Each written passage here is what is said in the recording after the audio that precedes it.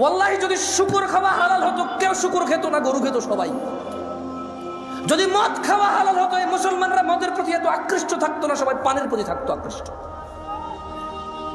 যদি সুদ আর ঘুষ খাওয়া হালাল হতো তাহলে আজকের যে মুসলমান আমার চোখের সামনে আসি আমরা, আমার মনে হয় এরা কেউ সুদ আর ঘুষ খেত না। ওয়াল্লাহি যদি নামাজ পড়লে পাপ হতো তো ফজরে তুমি মসজিদে জায়গা দিতে পারতা না। নেশা করে জেলখানা যদি আমার ছেলের আমার ভাই যায়, তখন আমি আইন আদালত কিচ্ছু বুঝি না ভাই, যেমনি বের করেন ভাই, ভাই বেল দিয়া দেন ভাই, জামিন দিয়া দেন ভাই, আমরা আপনি ভোট দিই ভাই, রাইট? হ্যাঁ, নেশা করে যখন আমার ভাই ব্রাদার হবে, ছেলে হবে, তখন এটা মুক্তি পাওয়ার মতো অপরাধ। রেপিস্ট যখন আমি বা আমার ভাই ব্রাদারের কেউ হবে, তখন এটা ক্ষমাযোগ্য অপরাধ। রেপ যখন আমার পরিবারের কেউ যখন ভুক্তভোগী হবে, তখন আমি বলবো এটা মৃত্যুদণ্ডের অপরাধ। এই হচ্ছে আমাদের মানুষদের চরিত্র। মানে ও আরেক বেটার মেয়েকে নিয়ে পালাই গেছে, বলো যে শ্বশুর মেনে নিলে তো হয়, কিন্তু ওর বোনকে নিয়ে আরেকজন পালাই গেছে, বলো যে ওর ঘরে জায়গা দিব না। কয়টা? একটা অপরাধ যখন আমার হয় তখন এটা সহনশীল, একটা অপরাধ যখন আমার সামনের লোকে করে তখন এটা মৃত্যুদণ্ডের মতো অপরাধ না? আয়োগ যখন মোবাইল চুরি হয় আল্লাহর কাছে চোরের হেদায়েত চায়, তো গান বাজনা কি হারাম নাকি? হারাম না? তো নিজের জন্য তো সে চাইলো না, সেও তো হারাম কাজে লিপ্ত। ওপেন প্রকাশ্যে আল্লাহকে মাফ করুক, হেদায়েত দিকে আমিন। অবাক লাগে যখন সিনেমার নায়ক নায়িকারা বলে যে ইনশাল্লাহ এই সিনেমা চলবে, অনেক বেশি মানুষ দেখবে। আল্লাহ নাকি চাইবে ওর সিনেমা দেখুক। ইনশাল্লাহ মানে আল্লাহ চাইলে, ইনশাল্লাহ মানে আল্লাহ যেটা চায় না, এটা তো 1450 বছর আগে বলে দিয়েছে রে ভাই, আমি এটা চাই না। আস্তাগফিরুল্লাহ, 1450 বছর আগে আল্লাহ বলে দিয়েছে না যে আমি এটা চাই না। কোথায় বলছে? বলবো? আল্লাহ বলছে কুল, ও মুহাম্মদ সাল্লাল্লাহু আলাইহি সাল্লাম বলে দেন। কাকে বলবে বলেন তো? কাকে বলবে? আমাদের বলবে। ইন্নামা হাররামা রাব্বিয়াল ফাওয়াহিশ, মুহাম্মদ সাল্লাল্লাহু আলাইহি ওয়াসাল্লাম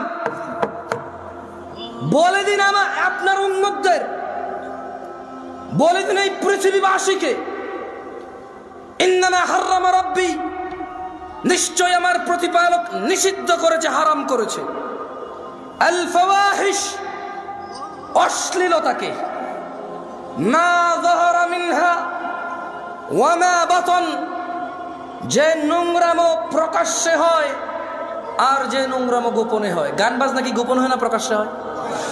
গায়ে হলুদ গোপনে না প্রকাশ্যে? গায়ে হলুদ গোপনে না প্রকাশ্যে?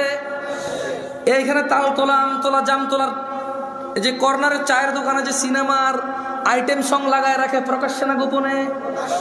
ট্যাক্সি ড্রাইভার, সিএনজি চালক একটা ডেস্কের মধ্যে গান বাজনা নাচ লাগায় রাখছে, প্রকাশ্যে না গোপনে? ঘরের ভিতরে বাপ মা, ছেলে মেয়ে, নাতি নাতনি, ভাতিজা সবাই মিলে ড্রয়িং রুমে বিশাল বড় 52 ইঞ্চি টিভি লাগায় রাখছে, হিন্দি সিরিয়াল চলে, প্রকাশ্যে না গোপনে? তো 1450 বছর আগে আমাদের রব বলেছে, বলে দিন সিগারেট যে খায় প্রকাশ্যে না গোপনে? সিগারেট কি গোপনে না প্রকাশ্যে খায়? দাড়ি কি প্রকাশ্যে কাটে না গোপনে কাটে? দাড়ি কি প্রকাশ্যে কাটে না গোপনে কাটে? দাড়ি কি প্রকাশ্যে কাটে না গোপনে কাটে? টাকনুর নিচে প্যান্ট কি প্রকাশ্যে না গোপনে? টাকনুর নিচে প্যান্ট কি প্রকাশ্যে না গোপনে? ওই যে মহিলা এইভাবে খালি গায়ে হাঁটে, প্রকাশ্যে না গোপনে? এই যে পুরুষ, ওকে আল্লাহ নিষেধ করছে ওর দিকে তাকায়ও না, এই যে পুরুষ আল্লাহর নিষেধাজ্ঞা ভঙ্গ করে মহিলার দিকে তাকাই থাকে, আর ওর চোখে মুখে শুধু ওই মহিলার কল্পনা আঁকে, প্রকাশ্যে না গোপনে? তো গোপনে কোনটা? গোপনে আপাতত আজকাল বেশিরভাগই এখানে। গোপনে আজকাল বেশিরভাগ কোথায়? এইখানে ডিভাইসে। কোথায়? ডিভাইসে, এনি কাইন্ড অফ ইলেকট্রনিক্স ডিভাইসে আজকাল গোপনে। আল্লাহ আমাদেরকে আশ্রয় দিক, আমাকে আশ্রয় দিক। এটা চালাতে জানাটাই ভুল। মানে যে লোক এটা চালাতে শিখছে এটা হচ্ছে ভুল করছে।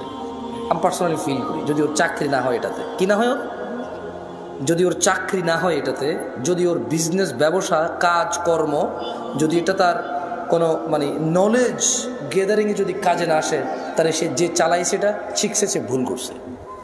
প্রয়োজন হওয়া উচিত। কি হওয়া উচিত? শখ হওয়া উচিত না, এইটা প্রয়োজন হওয়া উচিত। এটা স্ট্যাটাস হওয়া উচিত না যে আইফোন স্ট্যাটাস, এই স্যামসাং গ্যালাক্সি নোট স্ট্যাটাস, ওই গুগল ফোন স্ট্যাটাস, হ্যাঁ এটা স্ট্যাটাস হওয়া উচিত না, এটা প্রয়োজন হওয়া উচিত। কী হওয়া উচিত? প্রয়োজন হওয়া উচিত। আল্লাহ আমাদেরকে বোঝার তৌফিক দান করুন। এই ক্যামেরাওয়ালাদের প্রতি আমার খুব মায়া লাগে। কেন মায়া লাগে? এদেশের কোনো গায়কের যখন কোনো কিছু চুরি হয়,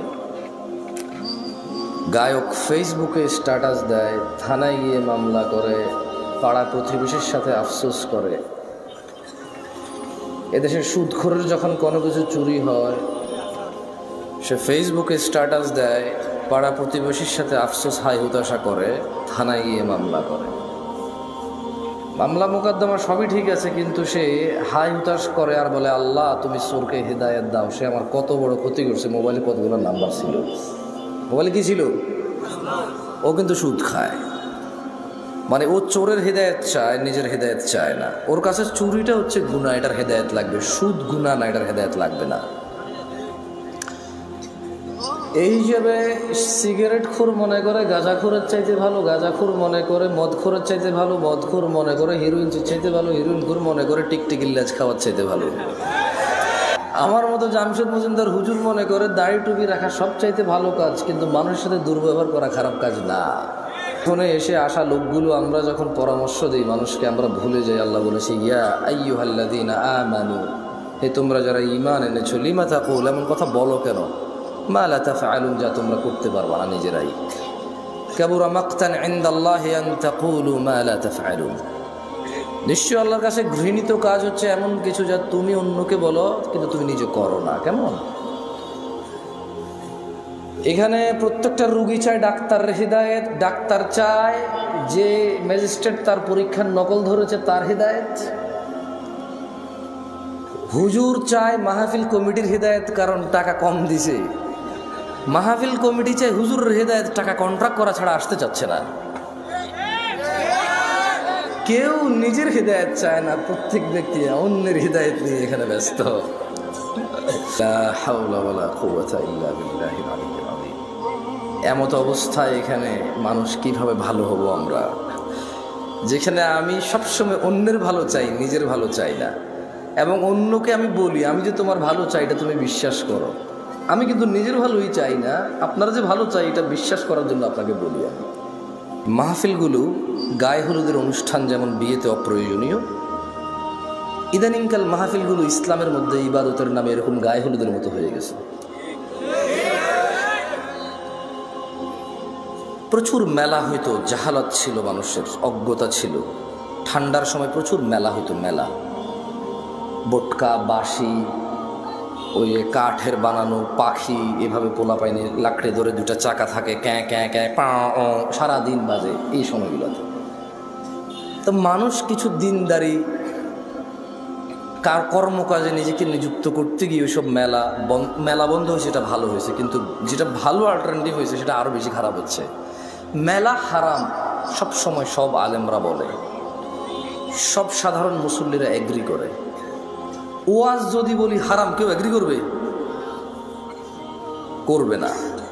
কিন্তু এই ওয়াজগুলো বাংলাদেশের সংস্কৃতি অথবা একটা এলাকার ঐতিহ্যে পরিণত হয়েছে, এর বেশি আর কিছুই না। আপাতত এখানে উপস্থিত আপনারা যারা আছেন, আপনাদেরকে এখন পরীক্ষা করলেই চলবে।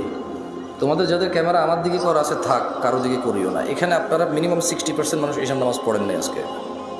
না না না না, আপনারা বিশ্বাস করি না তো ভাই। ফজরে আমি যাই তো দেখি কয়জন,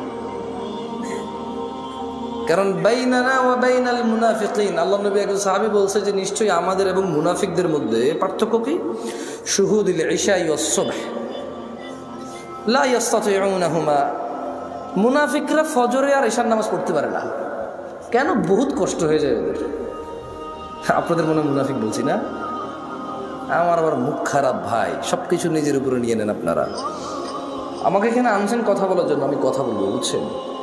আমার সব কথা ধরা লাগবে না, কিছু উদাহরণ উদ্ধৃতি দেই, হয়তো অপ্রাসঙ্গিক হয়ে যেতে পারে, যেটা আমি মানুষ। যতক্ষণ আমি কোরআন পড়ে অনুবাদ করব ততক্ষণ ঠিক আছে, হাদিস পড়ে অনুবাদ করব ততক্ষণ ঠিক আছে। যখন আমি এগুলোকে আরও বেশি এক্সপ্লেন করার জন্য উদাহরণ উদ্ধৃতি দিব, তখন হয়তো কিছু ইররিলেভেন্ট কথা হয়ে যেতে পারে, ওগুলো আপনি না নিলেও চলবে। কেমন? আল্লাহ আমাদেরকে বুঝার তৌফিক দান করুন। এইখানে আপনারা কি এই এলাকার মান ইজ্জত বাঁচাইতে আসছেন নাকি জান্নাতের পথ সহজ করতে আসছেন? আসলে কি গত বছর ওয়াজে আসেন নাই আপনারা? তো এই গত পুরো এক বছর তো 2023 সাল থেকে 24 তো নামাজ পড়েন নাই, তো শুধু জুমা পড়ছেন আর ঈদের নামাজ পড়ছেন। এই আমি মিসাও তা করি, ভুল বলতেছি আমি?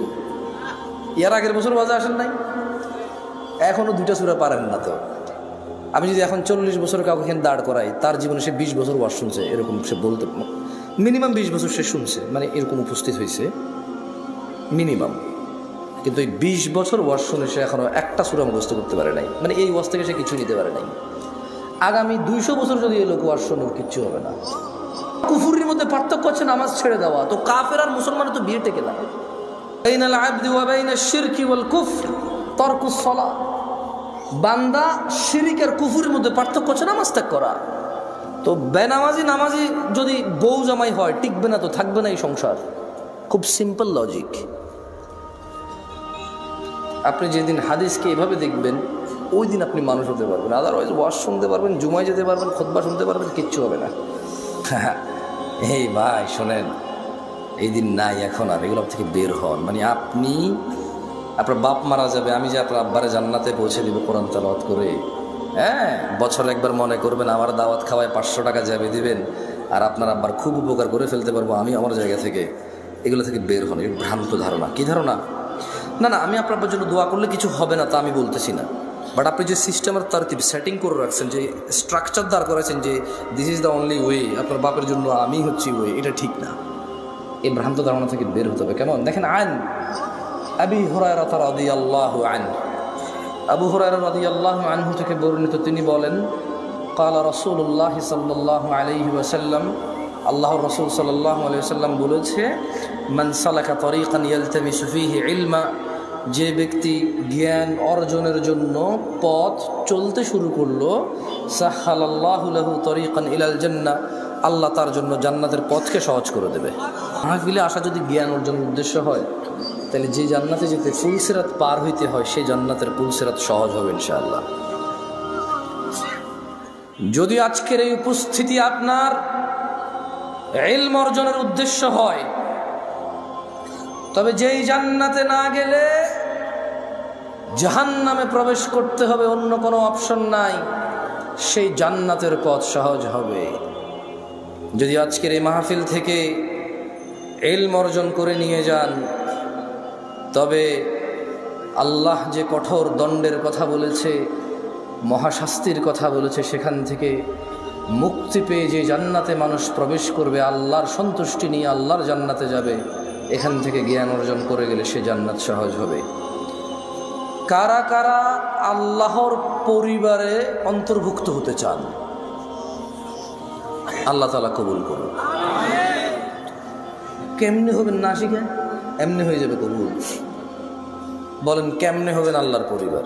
না, লাম ইয়ালিদ ওয়া লাম ইউলাদ, আল্লাহ কাউকে জন্ম দেয়নি, জন্ম নেয়নি। ওয়া লাম ইয়াকুল লাহু কুফুয়ান আহাদ, ওনার সমতুল্য কিচ্ছু নাই। কিন্তু এর মধ্যে উনি এই পৃথিবীতে মানুষের মধ্যে কিছু মানুষকে ওনার পরিবার বলছে। সুবহানাল্লাহ।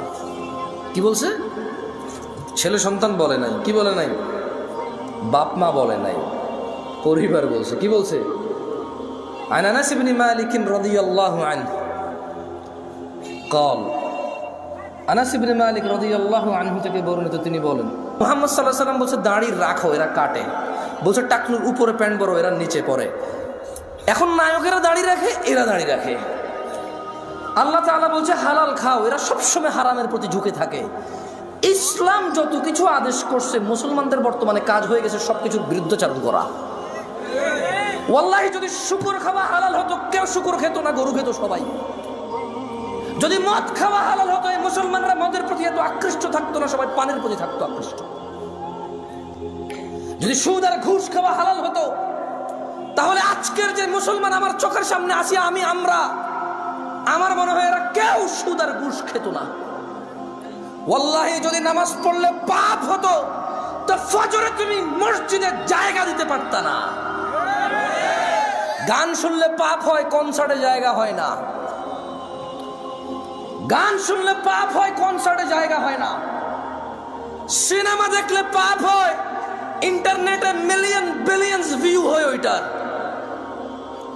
বাবা মায়ের সাথে বেয়াদবি করলে পাপ হয়, কোন সন্তান তার বাপ মায়ের কথা শোনে না। একটা সামান্য মেম্বার, ইউনিয়ন মেম্বার, ও বেটা এখন 2 লাখ টাকা খরচ করলে হওয়া যায় কি? আগের যুগ আছে সম্মানত।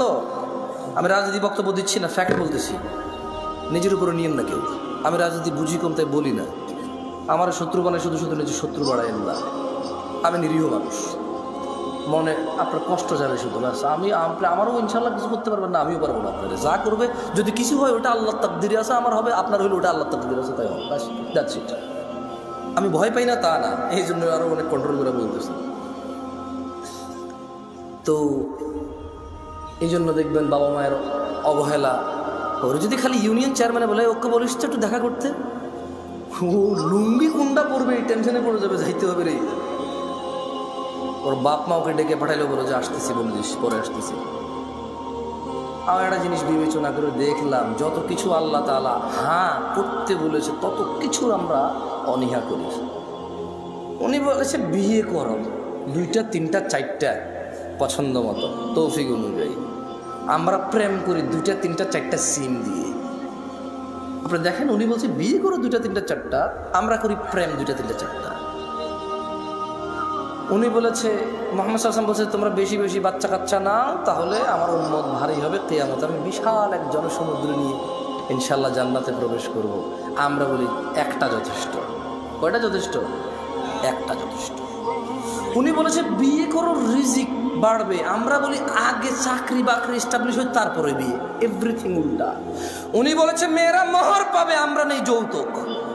তুমি দেখছো? একটু চিন্তা করে দেখো না। উনি বলছে দাড়ি রাখো, আমরা কাটি। উনি বলছে নখ কাটো, আমরা নখ এত লম্বা রাখি। তুমি বুঝতেছো না ভাই, আসলে এটা ও নখ রাখার শখ না, জাস্ট আল্লাহর বিরুদ্ধাচারণ করা, রাসূলের বিরুদ্ধাচারণ করাই হচ্ছে ওর উদ্দেশ্য। ওর জীবনের একটা এইম হয়ে গেছে। এই যে এখানে দাড়ি কাটা মানুষগুলো বসে আছে, ওরা যদি বলা হয় এই দাড়ি যদি তুই না কাটিস ভাই তোর কি লস, একটা লস দেখাইতে পারবে না। কয়টা লস দেখাইতে পারবে না? একটা সিঙ্গেল লস দেখাইতে পারবে না।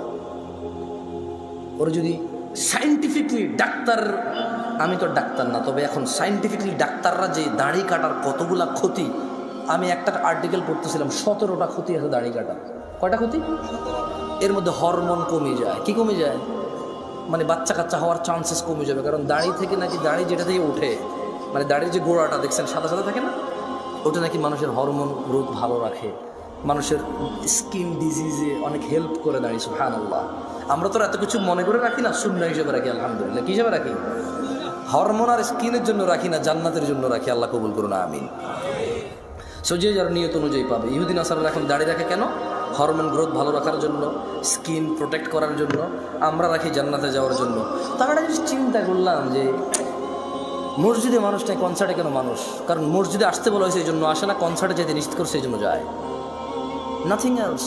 আচ্ছা, শীতকালে সব মানুষ জ্যাকেট, কুর্তা, পাঞ্জাবি, জুব্বা, তারপর হচ্ছে চাদর, তোয়ালা, কানটুপি, নাকটুপি, মাস্ক, হাত মোজা, পা মোজা সব কিছু দেয়। কারো কাছে অত্যাচার মনে হয় না এটা। কিন্তু যখনই পর্দা করার জন্য শুধু বোরখা পড়তে বলা হয়, সবার কাছে অত্যাচার মনে হয়। শীতকালে মহিলারা সৌন্দর্য দেখাবে না কেন? ওয়াই? তখন কি ওদের স্বামীর সাথে থাকা লাগে না? তখন কি ওদের বয়ফ্রেন্ডরা ছুটি নিয়ে নেয়? তখন কি ওদের বিবাহের জন্য আসা বন্ধ হয়ে যাবে? তো তাহলে শীতকালে কেন গা ঢাকে? কারণ ঠান্ডা লাগে তাই ঢাকে। গরমকালে কেন ঢাকে না? ঠান্ডা লাগে না তাই ঢাকে না। আল্লাহ বলেছে ঢাকতে, তাই ঢাকে না। মুসলিম সমাজের বাবা মায়ের ছেলে সন্তানের, আমার আপনার সবার একটা এইম হয়ে গেছে, যেটা আল্লাহর নবী বলছে ওটার উল্টাটা করো। ওটার কি করো? উল্টাটা করো। আল্লাহ আমাদেরকে বোঝার তৌফিক দান করুন। যাই এখান থেকে বলেছিলাম যে পৃথিবীতে জমিনে আল্লাহর পরিবার রয়েছে। কি রয়েছে? তারা কত সৌভাগ্যবান যারা আল্লাহর পরিবার, না? পরিবার কারা আল্লাহর? আনাস ইবনে মালিক রাদিয়াল্লাহু আনহু قال, আনাস ইবনে মালিক রাদিয়াল্লাহু আনহু থেকে বর্ণিত, তিনি বলেন قال রাসূলুল্লাহ সাল্লাল্লাহু আলাইহি ওয়াসাল্লাম, আল্লাহর রাসূল সাল্লাল্লাহু আলাইহি ওয়াসাল্লাম বলেছেন, ইন্না লিল্লাহি আহলিনা মিনান নাস, নিশ্চয়ই মানুষের মাঝে আল্লাহর পরিবার রয়েছে। ক্বালু ইয়া রাসূলুল্লাহ সাল্লাল্লাহু আলাইহি ওয়াসাল্লাম মান হুম? সাহাবারা বললেন, হে আল্লাহর রাসূল সাল্লাল্লাহু আলাইহি ওয়াসাল্লাম, তারা কারা যারা আল্লাহর পরিবার? ক্বালা হুম আহলুল কুরআনি আহলুল্লাহি ওয়া খাসাতুহু। আল্লাহর নবী সাল্লাল্লাহু আলাইহি ওয়াসাল্লাম বলছেন, এই জমিনের বুকে তারা হচ্ছে আল্লাহর পরিবার, যারা কোরআনুল কারীমের তেলাওয়াত করে সেই অনুযায়ী জীবন গড়ে, তারাই হচ্ছে আল্লাহর পরিবার, তারাই হচ্ছে আল্লাহর বিশেষ ভাজন, তারাই হচ্ছে আল্লাহর জন্য স্পেশাল। দিনী ভাইয়েরা, ছেলে সন্তান আপনার পূর্বে যারা ছিল তাদেরও ছিল, আপনার পরে যারা আসবে তাদেরও থাকবে। আপনি একা মানুষ নন যিনি বিয়ে করেছেন, আপনি একা মানুষ নন যার ছেলে সন্তান আছে, আপনি একা মানুষ নন যার খিদা লাগে, আপনি একা মানুষ নন যার ভোগ বিলাস লাগে, আপনি একা মানুষ নন যার প্রয়োজন আছে। পৃথিবীতে যত মানুষ আছে প্রায় সব মানুষের স্ত্রী সন্তান আছে যারা পৃথিবীতে বেঁচে থাকে। প্রায় সব মানুষের ভোগ বিলাসের প্রবল ইচ্ছা আছে। যত মানুষ আছে সবার খিদা লাগে, সবাই খেতে হয়। কেউ কিছু খায়, কেউ কিছু খায়, কেউ এটা খায়, কেউ সেটা খায়, কিন্তু খেতে হয়। ছেলে সন্তান এমন কিছু নয় যা আপনি প্রথম মানব, আপনার হয়েছে আর কারো নাই। দেখেন, আপনার দাদার ছিল আপনার বাবা, আপনার বাবার আছেন আপনি, আপনার আছে আপনার সন্তান আব্দুল্লাহ, আব্দুর রহমান, আব্দুস সত্তার, আয়েশা, আসমা, দিবা, আপনার মেয়ে আছে, ছেলে আছে। এরকম আপনার ছেলে মেয়েরও ছেলে মেয়ে থাকবে, তার ছেলে মেয়ের তার ছেলে মেয়ে থাকবে। আপনার ঘর আছে, তার ঘর লাগবে, আপনার জমি আছে, তার জমি লাগবে। কিন্তু দিনী ভাইয়েরা, ভুলে গেলে চলবে না। ক্বাল আল্লাহু তাআলা, আল্লাহ তাআলা বলেছে, ইয়া আইয়ুহাল্লাযীনা আমানু, হে তোমরা যারা ঈমান এনেছো, লা তুলহিকুম আমওয়ালুকুম ওয়ালা আওলাদুকুম আন যিকরিল্লাহ, তোমরা তোমাদের ধন সম্পদ ছেলে সন্তানের মোহে পড়ে আল্লাহর জিকিরকে ভুলে যেও না। ওয়া মান ইয়াফআল যালিক, শুধু সন্তান সন্ততি। ইয়া নাস ইত্তাকু রাব্বাকুম, হে লোক সকল, তোমাদের প্রতিপালককে ভয় করো। ওয়া মান ইয়াফআল যালিক, আর যে ব্যক্তি আল্লাহর জিকিরকে ভুলে যাবে সন্তান আর সম্পদের মোহে, ফাউলাইকা হুমুল খাসিরুন। যদি আজকের দিনে পৃথিবীর 1000 কোটি মানুষ আছে, আজকের দিনে গণনায় কম বেশি হতে পারে, যারা পরিসংখ্যান করে এটা তাদের কথা, 1000 কোটি মানুষও যদি সন্তান সন্ততি আর সম্পদের মোহে আল্লাহকে ভুলে যায়, আল্লাহ বলছে ফাউলাইকা হুমুল খাসিরুন, সবাই ক্ষতিগ্রস্ত, ধ্বংস হবে।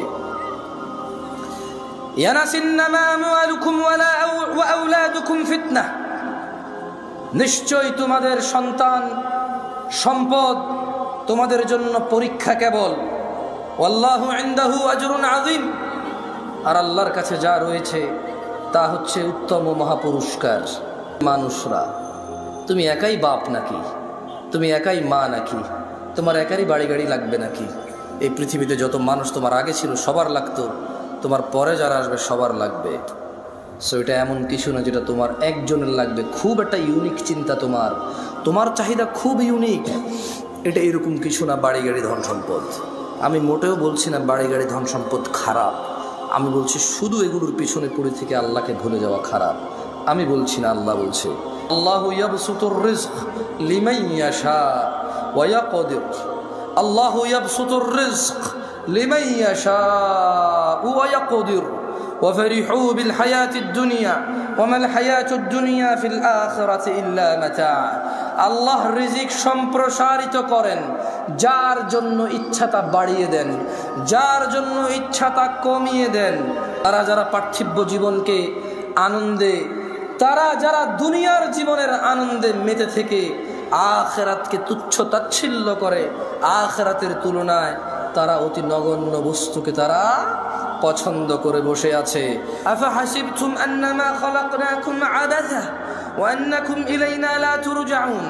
আল্লাহ বলছে, তোমরা কি মনে করেছিলে যে আমরা তোমাদের মানুষ আর জিনকে অনর্থক সৃষ্টি করেছি আর তোমাদেরকে আমাদের কাছে ফিরিয়ে আনা হবে না? ইকতারাবা লিন্নাস ইয়া নাস ইত্তাকু রাব্বাকুম ইয়া নাস ইত্তাকু রাব্বাকুম। ও মহিলা ও পুরুষরা, ভয় করো তোমাদের প্রতিপালককে। ও ধনী ও দরিদ্ররা, ভয় করো তোমাদের প্রতিপালককে। ও সুস্থ অসুস্থরা, ভয় করো তোমাদের প্রতিপালককে। اقترب للناس حسابهم وهم في غفلة معرضون মানুষের হিসাব নিকেশের সময় চলে আসছে ওয়াহুম ফি গাফলাতিন মুরিদুন অথচ তারা উদাসীনতায় অথচ তারা খেয়ালিপনায় অথচ তারা হেলায় ফেলায় মেতে আছে মগ্ন হয়ে আছে ইয়া নাস ইত্তাকু রাব্বাকুম ইয়া আইয়ুহান নাস হে মানুষ ইন্না ওয়া'দাল্লাহি হক নিশ্চয় আল্লাহর ওয়াদা সত্য ফালা তাগুররান্নাকুমুল হায়াতুদ দুনিয়া ওয়ালা ইয়াগুররান্নাকুম বিল্লাহিল গরুর অতএব দুনিয়ার জীবন যেন তোমাদের কিছুতেই প্রতারণা না করতে পারে হে মানুষ আল্লাহর ওয়াদা সত্য অতএব যেন দুনিয়ার জীবন তোমাদের প্রতারিত না করতে পারে ইন্নাশ শাইতানা লাকুম আদু নিশ্চয় শয়তান তোমাদের শত্রু ফাত্তাখিদুহু আদু শয়তানকে তোমরা শত্রু হিসেবে নাও ইন্নামা ইয়াদউ হিজবাহু লিয়াকুনু মিন আসহাবিস সাঈর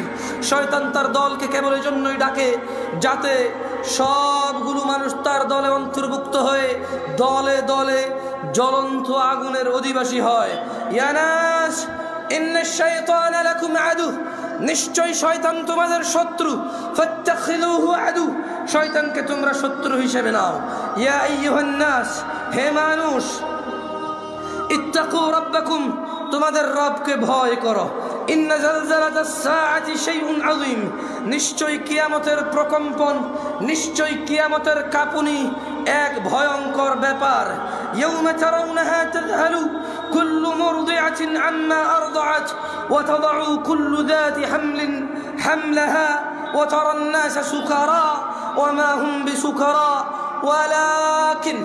ওয়ালাকিন্না আযাবাল্লাহি শাদীদ বলছে কুল ও মুহাম্মদ সাল্লাল্লাহু আলাইহি সাল্লাম বলে দেন কাকে বলবে বলেন তো কাকে বলবে আমাদের বলবে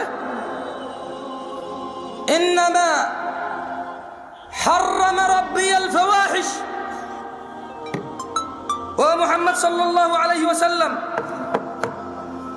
বলে দিন আপনার উম্মতদের বলে দিন এই পৃথিবীবাসীকে ইন্নামা হাররামা রাব্বি নিশ্চয় আমার প্রতিপালক নিষিদ্ধ করেছে হারাম করেছে আল ফাওয়াহিশ অশ্লীলতাকে মা যাহারা মিনহা ওয়া মা বাতন যে নোংরামো প্রকাশ্যে হয় আর যে নোংরামো গোপনে হয় গান বাজনা কি গোপন হয় না প্রকাশ্যে হয় গায়ে হলুদ গোপনে না প্রকাশ্যে গায়ে হলুদ গোপনে না প্রকাশ্যে এইখানে তাল তোলা আম তোলা জাম তোলার যে কর্নারের চায়ের দোকানে যে সিনেমার আইটেম সং লাগায় রাখে প্রকাশ্যে না গোপনে ট্যাক্সি ড্রাইভার সিএনজি চালক একটা ডেস্কের মধ্যে গান বাজনা নাচ লাগায় রাখছে প্রকাশ্যে না গোপনে ঘরের ভিতরে বাপ মা ছেলে মেয়ে নাতি নাতনি ভাতিজা সবাই মিলে ড্রয়িং রুমে বিশাল বড় 52 ইঞ্চি টিভি লাগায় রাখছে হিন্দি সিরিয়াল চলে প্রকাশ্যে না গোপনে তো 1450 বছর আগে আমাদের রব বলেছে বলে দিন সিগারেট যে খায় প্রকাশ্যে না গোপনে সিগারেট কি গোপনে না প্রকাশ্যে খায় দাড়ি কি প্রকাশ্যে কাটে না গোপনে কাটে দাড়ি কি প্রকাশ্যে কাটে না গোপনে কাটে দাড়ি কি প্রকাশ্যে কাটে না গোপনে কাটে টাকনুর নিচে প্যান্ট কি প্রকাশ্যে না গোপনে টাকনুর নিচে প্যান্ট কি প্রকাশ্যে না গোপনে ওই যে মহিলা এইভাবে খালি গায়ে হাঁটে প্রকাশ্যে না গোপনে এই যে পুরুষ ওকে আল্লাহ নিষেধ করছে ওর দিকে তাকায়ও না এই যে পুরুষ আল্লাহর নিষেধাজ্ঞা ভঙ্গ করে মহিলার দিকে তাকাই থাকে আর ওর চোখে মুখে শুধু ওই মহিলার কল্পনা আঁকে প্রকাশ্যে না গোপনে তো গোপনে কোনটা গোপনে আপাতত আজকাল বেশিরভাগই এখানে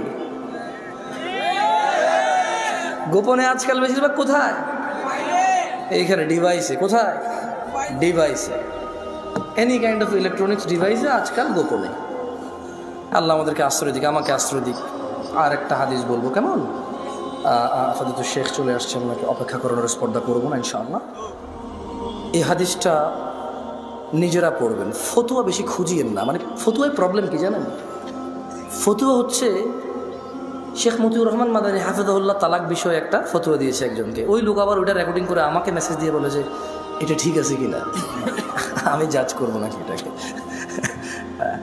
ঠিক আছে মানুষ মাত্র এই ভুল উনি ভুলের ঊর্ধ্বে না হতে পারে ভুল হতে পারে আল্লাহু আলাম তবে আমার ওই যোগ্যতা না যে জাজ করবো কেমন শেখ আহমদুল্লাহ এই যে বিয়ের ব্যাপারে, পালায় বিয়ে করার ব্যাপারে একটা ফতোয়া দিয়েছে সুন্দর। তো আমাকে এক ভদ্র মহিলা মেসেজ দিয়ে বললো যে এটা ঠিক আছে কিনা। আমি বললাম হ্যালো আহমদুল্লাহ সাহেব, উনি বক্তব্য দিয়ে আকিদাগত মাসলা মাসাইল বিষয়ে অনেক কিছুতে দ্বিমত থাকবে আমাদের, কিন্তু আসলে কিন্তু মানে আমি জামশেদ মজুমদারের জায়গায় ওনাকে জাজ করা কঠিন আমার জন্য। উনি অনেক জ্ঞান রাখে, তো এই হিসেবে ধরেন এই জন্য আমি বলি যে ফতুয়া নিজে দিবেন। কারা কে দিবেন? ফতুয়া দেওয়ার জন্য নলেজ লাগবে। কি লাগবে? এই পৃথিবীর রাজা, তাহলে আমি রাজা। যদি নিজেকে রাজা বললে রাজা হওয়া যায়, নিজেকে নেতা বললে নেতা হওয়া যায়, নিজেকে সুন্দর সুদর্শন বললে সুন্দর সুদর্শন হওয়া যায়, তাহলে নিজেকে মুসলমান বললে মুসলমান হওয়া যাবে। আর যদি না নেতা মানুষে বানাবে, আর যদি না সুদর্শন হওয়ার জন্য মানুষের কাছে গ্রহণযোগ্যতা থাকতে হবে, তাইলে মুসলমান নিজেকে নিজে বললে হবে না, আল্লাহর নবী সার্টিফিকেটে ম্যাচ করতে হবে। কার সার্টিফিকেটে? একটা শেষ হাদিস পড়েই চলে যায়, বলেন বাইনানা বাইনানা ওয়া বাইনাল মুনাফিকিনা শুহুদুল ইশা ওয়াস সুবহ লা ইস্তাতিউনাহুমা। আল্লাহ নবী সাল্লাল্লাহু আলাইহি ওয়াসাল্লাম বলছে যে আমাদের মধ্যে মানে মুসলমানদের এবং মুনাফিক এদের মধ্যে পার্থক্য হচ্ছে এরা ঈশা আর ফজরের নামাজ উপস্থিত হতে পারে না, এদের জন্য খুব কঠিন। আকুলু কওলি হাযা ওয়াস্তাগফিরুল্লাহ লি ওয়া লিসাইরিল মুমিনিন ফাস্তাগফিরুহু ইন্নাহু হুয়াল গফুরুর রহিম। সুবহানাকাল্লাহুম্মা ওয়া বিহামদিকা আশহাদু আল্লা ইলাহা ইল্লা আনতা আস্তাগফিরুকা ওয়া আতুবু ইলাইক।